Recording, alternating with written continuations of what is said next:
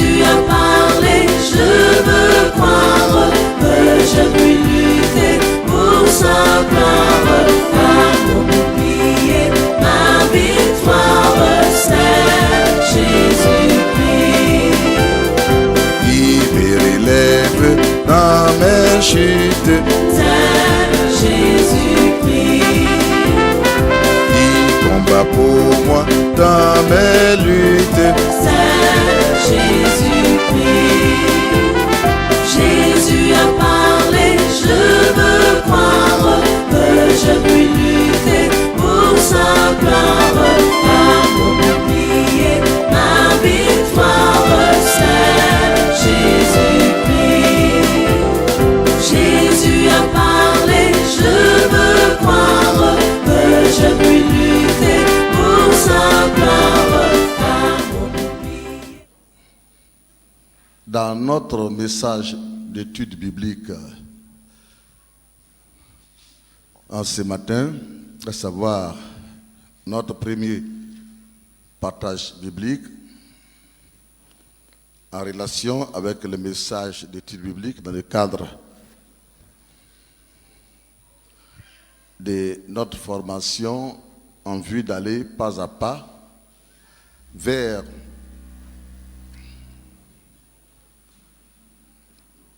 vers la connaissance de Dieu. Je voudrais partager avec vous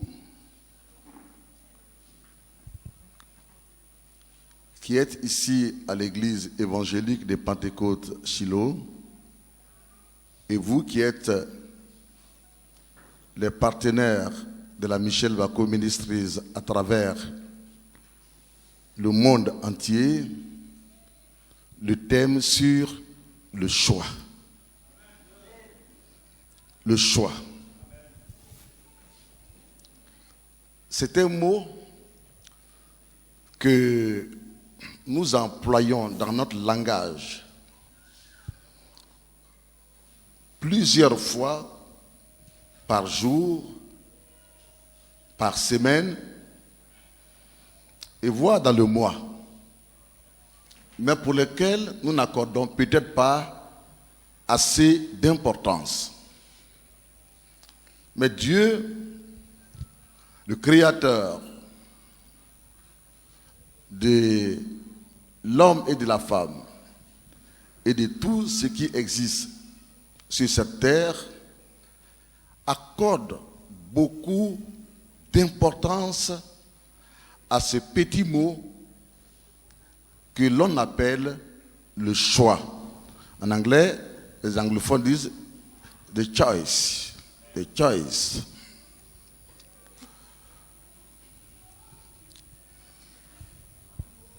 Le choix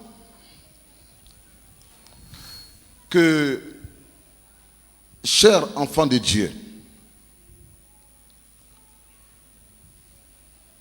que tu fais aujourd'hui, c'est ce choix-là qui déterminera ton avenir, ton futur. Le futur glorieux, le futur où on dit que tel homme ou telle femme a réussi, ne vient pas comme cela. Par exemple, si on t'a mis à l'école et qu'en cours d'études, après, considérons, 7 années d'études, tu dis à ton père que tu ne vas plus à l'école. C'est un choix que tu as fait. Il ne faudra pas envier ceux qui sont allés et qui ont fait 15 années d'études et qui sont aujourd'hui des directeurs placés au-dessus de toi. Il ne faut pas être jaloux d'eux. S'ils sont directeurs aujourd'hui, s'ils sont des grands types, comme on le dit couramment, c'est tout simplement parce qu'ils ont fait le choix dans leur passé et dans leur présent d'aller à l'école et de continuer à l'école pendant que toi tu avais fait le choix d'être enceinte, de te faire enceinter par un professeur, d'être amoureux des professeurs, d'être amoureuse des professeurs, et de rester à la maison aux dépens de tes parents. C'est un choix que tu as fait. Donc si tu n'es rien aujourd'hui, n'accuse personne. N'accuse personne. Ne condamne personne, ne juge personne. Dans la vie, nous sommes régulièrement et constamment devant des choix. Et Dieu a mis en nous une volonté, celle qui nous aide évidemment à faire les bons choix. Et puis, il a mis en nous une conscience qui est, si vous voulez, j'en viendrai à là tout à l'heure, une conscience. Parce que il faut bien qu'on avance. On ne doit pas toujours être là en train de chanter Jésus beau, oh Jésus beau. Voyez-vous, ça envoie la stagnation. Quand les gens vous regardent, il faut les impacter avec des choses nouvelles. Des choses qui peuvent créer en eux un esprit supérieur, un esprit de recherche, qui peuvent créer en eux la joie. Parce que les nouvelles découvertes apportent la joie. Et c'est à cela que j'ai tout à l'heure apprécié ce chant congolais, qui est un chant nouveau et qui envoie de nouvelles inspirations. Nous avons donc la responsabilité d'avancer et de ne pas boire que démons, et manger que délivrance, délivrance et délivrance. Parce qu'en fin de compte, ces messages, ça ne nous dit plus rien. Et on est toujours les mêmes. Et toujours les mêmes. Il faut des messages de la tendance. Il faut des messages du temps. Tout le monde cherche à réussir aujourd'hui. Même celui qui cherche la délivrance, c'est pour réussir. Il veut avoir une femme, elle veut avoir un mari. Sa réussite commence par là. Avoir un enfant, c'est une réussite. Et avoir un travail, voyager, réussir à des grands diplômes. Enfin, la vie elle-même telle que Dieu nous l'a donnée, elle nous tire vers le haut. Vers le haut. Mais beaucoup font le choix de se tirer vers le bas. Or, quand tu es à terre et que tu te tires vers le bas, tu envoies ton âme en dessous de la terre. Ton âme. Toi-même, physiquement, tu es sur la terre, mais ton âme ne réfléchit plus. Ton âme est en prison en dessous de la terre. Et tu ne peux pas appréhender les choses intellectuelles. Ça serait flou dans ta tête. Tu ne peux pas appréhender les choses spirituelles. Tu es charnel. Tu ne peux qu'appréhender les choses en rapport avec la poussière, avec la misère, la pauvreté. Tu ne sais même pas faire le choix de changer pour changer ta situation. C'est-à-dire que, oh, mais ça ne te dit rien. Que faut-il faire pour que ta situation change? Ça, c'est le dernier de tes soucis. Cela mériterait que nous puissions aller à l'école de Dieu. Mais je voudrais dire que cela mériterait que nous puissions grandir et devenir matures. Et ça concerne les chrétiens, ça concerne les pasteurs, ça concerne les chrétiens, je veux dire les chrétiens qui sont des cadres, même soi-disant, des gros intellectuels qui sont à l'église, mais une fois qu'ils sont convertis, ils perdent même le sens même de leur objectivité et de la vie. Et pourtant, quand tu deviens chrétien, en réalité, le ciel s'ouvre au-dessus de toi. Quand pendant le mariage, il y a 2 semaines de cela, le message a été prêché et puis au cours d'un mariage, 9 personnes sont données à Dieu. Ces 9 personnes, à cause de ces 9 personnes, Dieu a ouvert le ciel, il a mis la musique en marche, il y a eu la joie et la danse au ciel. C'est pas nouveau, ce sont des réalités bibliques. Mais on fait le choix de ne pas étudier la Bible. On fait le choix de ne pas méditer la Bible. C'est un choix. Si tu es le dernier, c'est parce que tu as le livre supérieur, la Bible est le livre au-dessus de tous les livres du monde. Tu l'as, mais toi tu l'as et tu as choisi d'être le dernier. Pourquoi? Parce que ça ne te dit rien. Combien de fois as-tu lu la Bible dans cette semaine? Combien de fois as-tu ouvert la Bible? Est-ce que tu te souviens du dernier passage de la Bible que tu as lu, le dernier verset? C'est un choix que tu fais. Mais ce choix que tu fais de ne pas t'intéresser à la Bible, ça t'enfonce, ça te diminue spirituellement, ça te réduit spirituellement. Oh, spirituellement, quand la gloire de Dieu n'est plus sur toi, et quand tu n'as pas la connaissance de Dieu, tu es vide. Et tu n'as rien sur cette terre. Rien et rien du tout sur cette terre. Tu seras couvert de péché, de poussière, seulement que de poussière. Parce que ta conscience va mourir. Ta conscience va mourir et tu vas appeler le péché le bien. C'est à cela que beaucoup de pasteurs font le choix. De nos jours, beaucoup de pasteurs qui ne sont pas passés par le feu, qui ne sont pas passés par la souffrance, qui n'ont pas la connaissance réelle de Dieu et de sa parole, de la Sainte Bible. Parce qu'ils ne veulent pas aller à l'école biblique, ils ne veulent pas aller à l'université biblique, ils ne veulent pas étudier la Bible, ils ne veulent pas aller apprendre en dessous de quelqu'un qui va les impacter avec sa connaissance et son onction. Alors, ils font le choix de s'appeler prophète, alors qu'ils ne sont pas prophètes. Et puis, ils opèrent que dans des veillées de prière. Et puis, ils font des coups. Ils vont dans les rues, ils proposent de l'argent à des gens. Et les gens à qui ils proposent soit 100 000 francs après la veillée, le monsieur se fait paralytique alors qu'il n'est pas paralysé. Le monsieur se fait sourd-muet alors qu'il n'est pas sourd-muet. Et puis il donne des fausses paroles de connaissance. Et puis le monsieur se fait guérir. Alors qu'il était bien portable, il va dans l'église avec des béquilles. Il va dans l'église avec les chaises roulantes. Est-ce qu'il y a la conscience dans l'esprit de ce pasteur, de ce prophète? Il n'a plus de conscience. Sa conscience, elle ne dort pas, hein, elle est morte. Et si ta conscience est morte, tu agiras contre Dieu et contre sa parole. Et après la fausse parole de connaissance, le gars se lève, il dit il est guéri. Après maintenant, ils font les comptes. Mais je peux vous dire que dans ces jours-ci, quels sont ceux qui sont témoins? Il y a eu un gros problème, voilà. Il y a eu un gros problème. Dieu sont allés saisir ces prophètes pendant qu'il était en train de prêcher. Il a fallu la vigilance de ses responsables. Ce qui a fait que l'église n'a pas été informée. Mais l'affaire est partie jusqu'à la gendarmerie. Et des jeunes disent, mais alors, écoutez,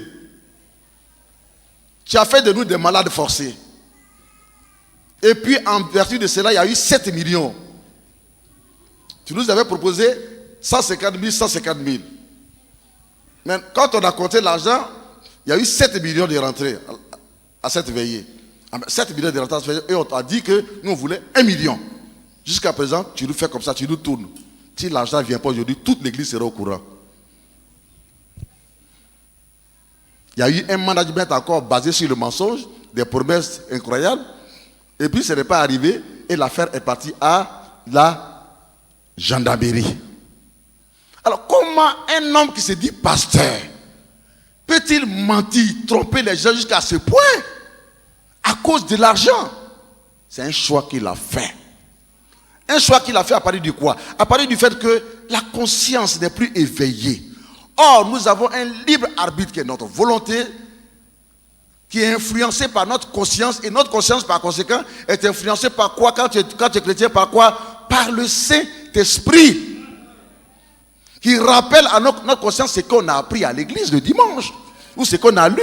Mais si vous ne lisez pas la Bible, vous serez manipulé, votre conscience sera toujours manipulée par ces genres de choses. Et pourtant, ces prophètes drainent des milliers et des milliers de personnes. Ils vendent les balais. Ils vendent l'eau. Ils vendent les mouchoirs à des centaines de mille, des centaines de mille et des centaines de mille. Ils conduisent les gens à l'abattoir.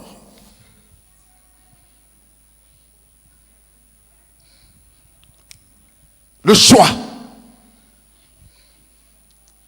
Personne ne fera ton choix à ta place. Personne. Écoute-moi bien.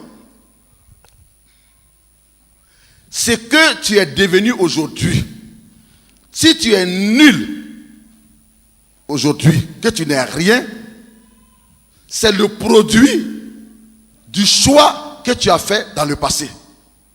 C'est le produit du choix que tu as fait avant. c'est le produit du choix que tu as fait hier. Hier, les jours passés, il y a un an passé, tu as fait un choix. Tu as pris cette décision, c'est un choix que tu as fait. De faire tant, c'est un choix. De te marier, c'est un choix. Aujourd'hui, tu souffres dans ton foyer. Alors, assume tout simplement. C'est que les conséquences, là, c'est le produit tout simplement du choix, madame ou monsieur, que tu as fait il y a 1 an, il y a 2 ans, il y a 3 ans. On ne dit pas de ne pas choisir. Mais notre choix doit être influencé par la direction divine, par le Saint-Esprit qui nous donne la direction divine, qui nous révèle la volonté de Dieu. Mais madame, vous faites votre choix. Vous êtes dans des managements poussiéreux, dans des managements maléfiques. Vous faites vos choix, monsieur, déjà, et puis vous venez mentir au pasteur. Voici, j'ai prié, c'est la femme que Dieu m'a donnée, c'est l'homme que Dieu m'a donné. Mais quand l'homme que Dieu m'a donné, le pasteur fait le mariage, mais les jours qui suivent, on ne voit pas les grâces et les bénédictions. Vous avez utilisé Dieu et vous avez utilisé le pasteur. Assumez maintenant.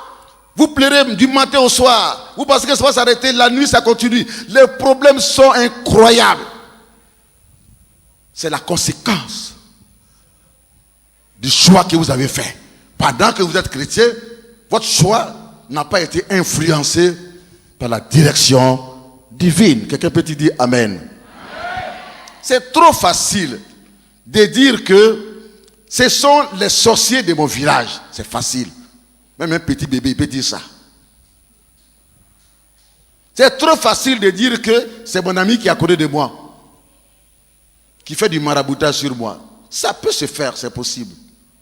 Mais la Bible dit aussi que l'enchantement ne pourra rien contre un enfant de Dieu. Ce n'est pas ce qui peut te retarder. Si tu es chrétien convaincu, on peut t'attaquer. Mais ce n'est pas ce qui peut te retenir, ou bien ce qui peut t'enfoncer, ou bien te faire repartir en arrière. Jamais. Le juste, il tombera 7 fois, mais 7 fois, Dieu le relèvera. Ou bien tu ne connais pas la parole de Dieu.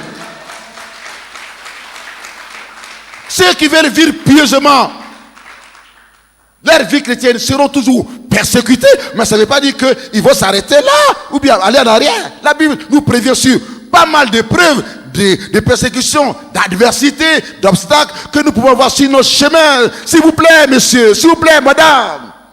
Mais ça ne veut pas dire que nous nous arrêtons là, nous restons couchés là. Mais c'est la preuve que Dieu, qui nous a conduits dans cette volonté, et puis du coup il y a des problèmes, veut manifester sa gloire. Il nous délivre de là, il nous fait avancer, il nous fait aller de victoire en victoire, de triomphe en triomphe. Voici la réalité. C'est trop facile d'accuser le père, la mère, la grand-mère, le grand-père. C'est trop facile d'accuser les sorciers comme étant la base de ce qui nous arrive. Si aujourd'hui, tu es un grand type, que quelqu'un il est jaloux de toi, il n'a pas raison d'être jaloux, parce que sa jalousie ne pourra rien enlever sur toi. Pourquoi? Tout simplement parce que c'est la conséquence, le fruit du choix que tu as fait hier, avant-hier, et ainsi de suite. Le choix que tu fais hier, dans le passé, avant, détermine quoi? Il détermine ton présent aujourd'hui. Alors si tu es dans les pleurs, si tu es dans la souffrance, il faut t'en prendre à toi-même et regarde dans le rétroviseur. Comment tu as vécu ta vie il y a 1 an, il y a 2 ans, il y a 3 ans. Tu es malade, tu sais que la maladie qui est sur toi, c'est la base du péché. N'accuse personne, répands-toi. Le péché que tu as commis hier, c'est ça qui a amené cette maladie sur toi. On t'a renvoyé de ton travail. Mais ça dépend de ce que tu as fait hier. Si tu as été à la base d'un renvoi d'une personne, en ayant fait la conspiration, tu allais voir le directeur pour mal parler de lui. Sa place que tu prends là, tu ne resteras pas longtemps à sa place. C'est pas possible. Tu ne resteras pas longtemps à sa place. Même si lui-même le veut, mais Dieu ne le voudra pas. La vie, c'est un choix. Il ne faut pas faire du mal pour dire qu'à partir de ce mal-là, je vais réussir. Tu ne réussiras pas. Ce mal que tu as fait, la conséquence, tu la subiras Tu l'assumeras si tu l'as fait hier, tu vas l'assumer aujourd'hui. Mais aussi, le choix que tu fais aujourd'hui là, c'est lui qui déterminera ton futur. Ça veut dire qu'après avoir écouté cet évangile, tu as un choix à faire. Tu auras un choix à faire. Soit tu dois quitter ton maître, ou bien tu dois quitter ta maîtresse. Parce que tu sais que entre nous, c'est ça l'obstacle. Tu le sais. Tu fatigues les pasteurs pour rien. Tu es dans le péché sexuel. Tu sais que c'est ça l'obstacle. Il y a un maître que tu dois quitter. Et il y a une maîtresse que tu dois quitter. Tu dois revenir entièrement à ta femme et revenir entièrement à ton mari. Dans tes pensées, dans tes regards. Je n'en sais rien, moi. Dans ton cœur. Voire même dans ton imagination. Écoutez, la vie chrétienne, ce n'est pas une vie virtuelle. C'est une vie de réalité dans le quotidien. Vous voulez qu'on vous dise seulement onction, délivrance, guérison. Et après, quand on a été délivré, mais écoutez, on devient meilleur.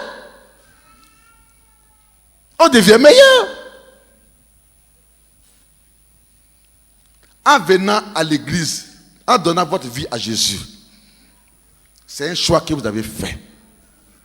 Mais ce n'est pas fini. Comme la vie continue, tu auras toujours des choix à faire pour que tu puisses entrer dans ta destinée et bien l'accomplir. Ce n'est pas parce qu'on a reçu Jésus, donc on est libre de vivre maintenant comme on veut. Non, c'est parce que tu ne veux plus vivre comme tu veux que ta volonté, tu as donné ton cœur, tu as donné ton cœur à Jésus, tu as donné ta vie à Jésus. Seigneur, je te donne ma vie. Aujourd'hui, je t'enseigne comme ton sauveur personnel. Et Jésus, en retour, il te donne sa vie. Mais exprime maintenant la vie de Jésus. Tous les choix que tu vas faire, toutes les décisions, tous les projets que tu vas faire, tout ce que tu voudras poursuivre sur cette terre devra être déterminé par la parole de Dieu, par la parole de Jésus, par Jésus, je veux dire que par le bon choix. Tu dis que tu as l'argent, mais ton argent pourtant est sale parce que tu fais des mauvaises choses. Tu dis que tu as l'argent, mais ton argent ne vient pas de Dieu, c'est sale.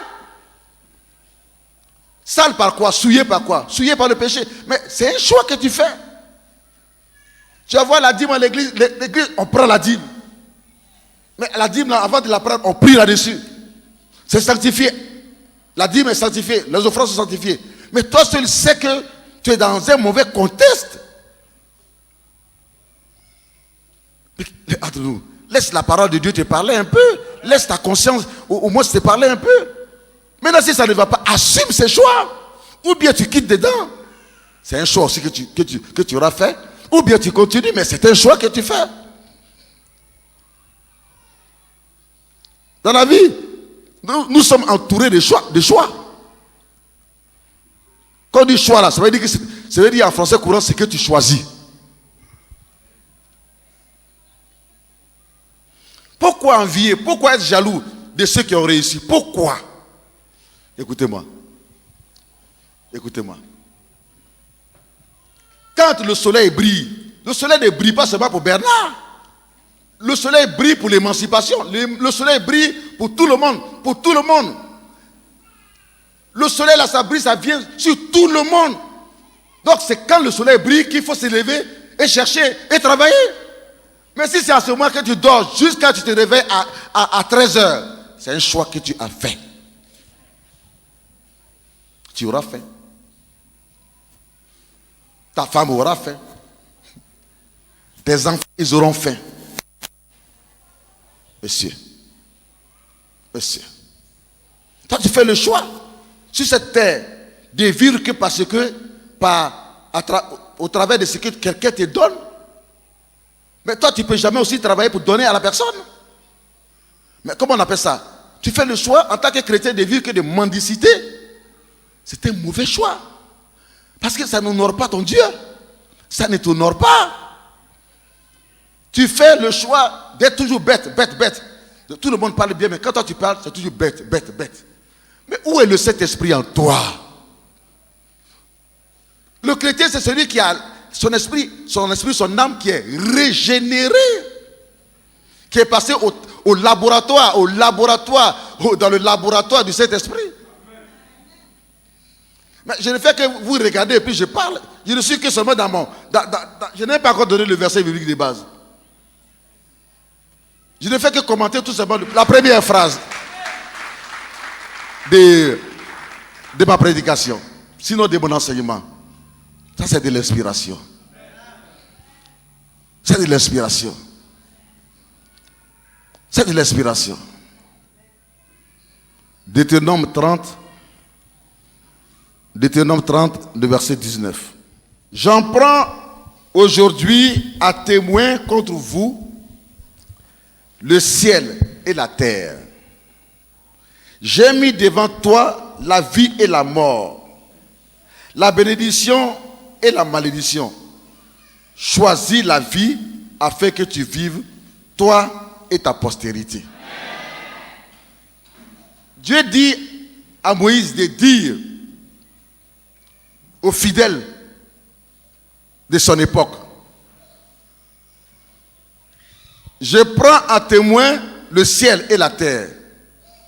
Voici, je mets devant toi la vie, mais je mets aussi devant toi la mort. Je mets devant toi la bénédiction, mais je mets aussi devant toi la malédiction. Et Dieu dit à Moïse de dire au peuple: mais je vous exhorte à choisir la vie, et à choisir la vie et la bénédiction. Ainsi, vous serez heureux sur cette terre, sur notre terre-là, vous et votre postérité, vous et les enfants que vous allez mettre au monde, jusqu'à vos petits-enfants, en tout cas tous ceux qui viendront de vous. Le peuple d'Israël donc était devant un choix. Certains ont choisi, beaucoup ont choisi la vie, mais il y en a aussi qui ont choisi la mort. Ils ne disent pas que la mort, je t'ai choisi. Non, c'est pas ça. Mais le produit de la mort, ce qui précède la mort, c'est quoi? Ce sont les mauvaises choses, c'est le péché. Et le péché conduit quoi? Ça conduit dans la malédiction. Or, quand tu choisis le bien, la justice te conduit où? Ça te conduit dans la bénédiction automatiquement. Et cette bénédiction, ce n'est pas seulement pour toi, mais c'est pour toi et ta descendance. Or, l'autre côté, la malédiction, ce n'est pas seulement pour toi, mais c'est pour toi et ta descendance. Qu'est-ce que tu vas choisir, bien-aimé?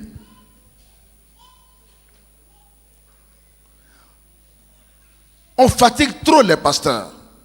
Et les pasteurs n'ont même plus le temps de prêcher la vraie parole de Dieu. On est presque délivrance.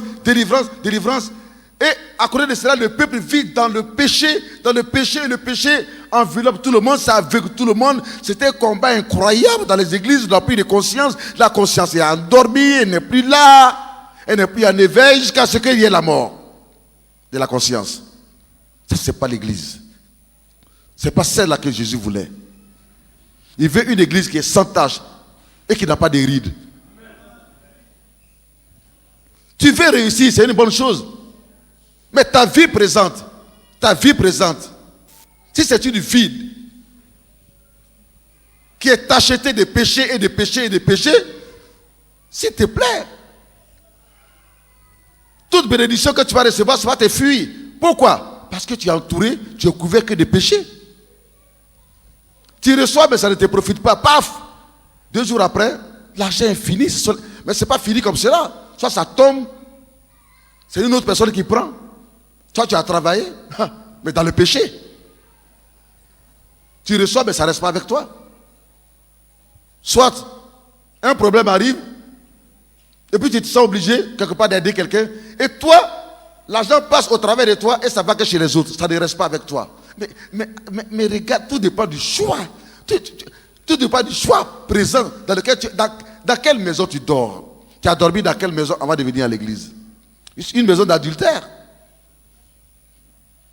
Tu t'es prostitué avant de venir à l'église. Tu es allé voir les prostituées avant de venir à l'église. Tu as volé avant de venir à l'église. Mais attendez. Attendez. Comment veux-tu que les bénédictions que tu reçois, des grâces, ça puisse rester? Tu fais des coups bas.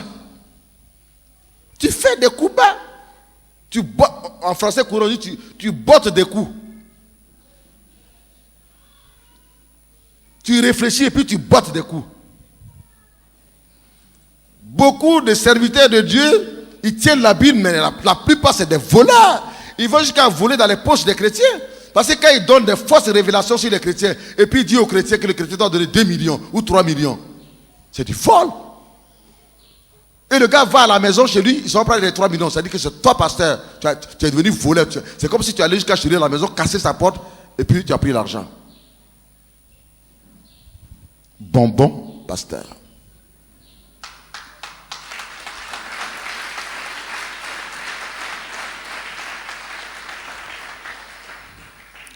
Josué 24, verset 15. Josué dit au peuple, vous êtes devant un choix. Comme tantôt vous êtes à gauche, avec les dieux des Amoréens. Et puis, quand ça ne marche pas avec les idoles, vous dites que vous êtes avec Dieu. Pour cela, il faut que ce soit clair, vraiment clair aujourd'hui.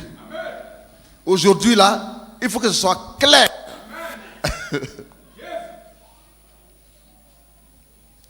Ou bien, vous choisissez de servir Dieu, ou bien vous choisissez de servir les idoles.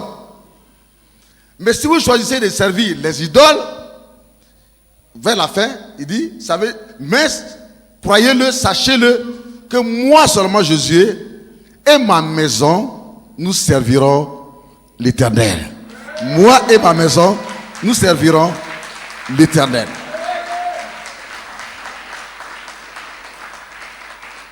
Là encore, les Saintes Écritures nous parlent des choix. Nous sommes tous devant un choix, même quand tu es un chrétien. Nous sommes appelés à faire des choix. Ça veut dire quoi? Que quand tu es devenu chrétien et que, du coup, tu laisses la vie chrétienne, tu te vas faire du maraboutage. C'est un choix que tu as fait. Mais c'est un mauvais choix. Il faut se dépêcher à revenir, c'est-à-dire à abandonner cela pour revenir dans le bon choix.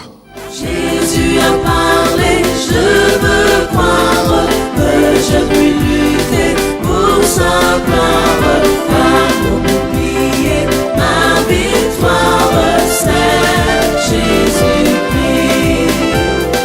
Il me relève dans mes chutes. C'est Jésus-Christ. Il combat pour moi dans mes luttes.